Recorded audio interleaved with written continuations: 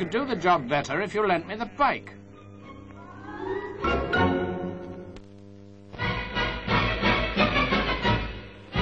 Preparations for the British Motocross Grand Prix. 23, Johnny Giles. Don Rickman. Rolf Tiblin from Sweden. Another Swede, Sten Lundin. And Remy Julien, France. The meeting was sponsored by the Daily Herald.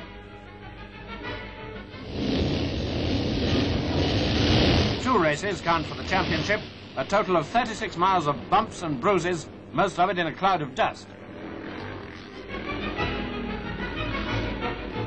Don Rickman held the lead for quite a time.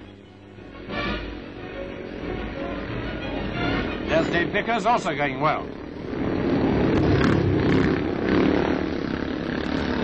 The Swedes are pretty hot at this sort of thing, and British riders are well aware of it.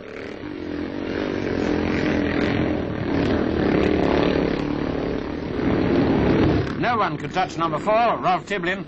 The Swedish ace won both races and the championship. Not so dusty, after all.